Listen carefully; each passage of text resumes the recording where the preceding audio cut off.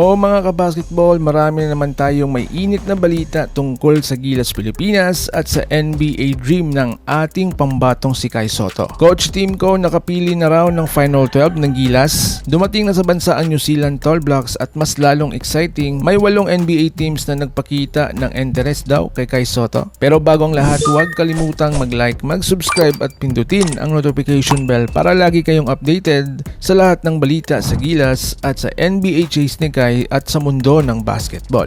Tara, simulan na natin.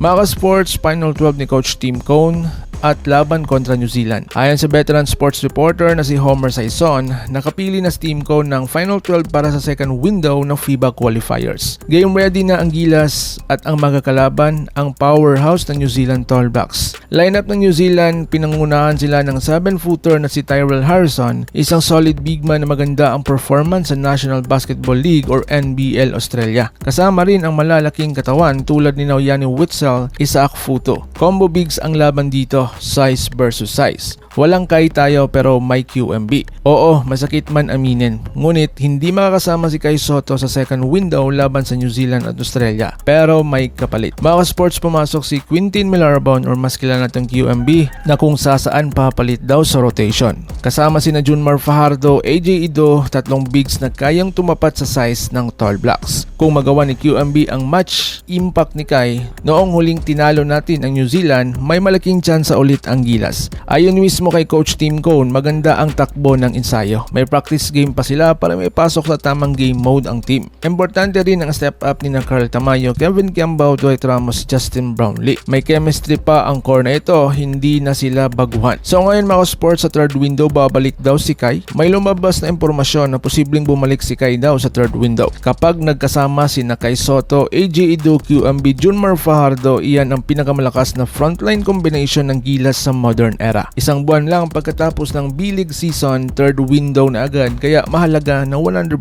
si Kai. So ngayon mga sports may 8 NBA teams daw ang interesado kay Kai Sotto. Ngayon ito ang pinaka-exciting. Ayon sa mga sources at impormasyon mula sa kanyang basketball connections, 8 NBA teams ang nagpakita daw ng interest kay Kai. Unang 3 na nag-invite sa minicamp ang Utah Jazz, Dallas Mavericks, New York Knicks. Para sa huli sa Summer Leagues, napunta si Kai sa Orlando Magic at dagdag pang 4 na may interest, ang Los Angeles Clippers, Milwaukee Bucks, Atlanta Hawks, Memphis Grizzlies. Anong ibig sabihin nito? Ibig sabihin may scouting interest po sa kanya. May evaluation, may monitoring. At kapag nag-perform si Kai sa third window, lalo na Australia at New Zealand, mas maraming scouts ang makakakita. At tandaan na maraming NBA scouts ang sumasubaybay sa NBL pathway. Mga sports, strategic importance ng second window. 2 beses nang tinalo ng Australia ang New Zealand. So ngayon mga sports, bumalik tayo sa ating last topic. Strategic importance ng second window. 2 beses nang tinalo ng Australia ang New Zealand. Kung makakuha ng Gilas ang panalo laban sa Tall Blacks, malaking advantage ito sa standings papasok ng next round ng qualifiers. Ang goal, makapasok sa FIBA World Cup 2027. Hindi lang ito laban, ito ay positioning, ito ay momentum, ito ay confidence builder. Walang Kai ngayon pero hindi dahilan iyon para bumaba ang kumpiyansa. May QMB, may AJ Ido, may Junmar, may Brownlee, may chemistry. At sa NBA side, buhay na buhay ang pangarap. Kaya mga sports kayo, anong masasabi ninyo? May laban ba tayong kontra sa New Zealand?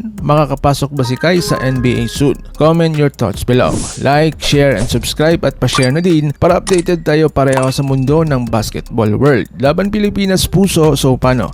Ingat po kayo.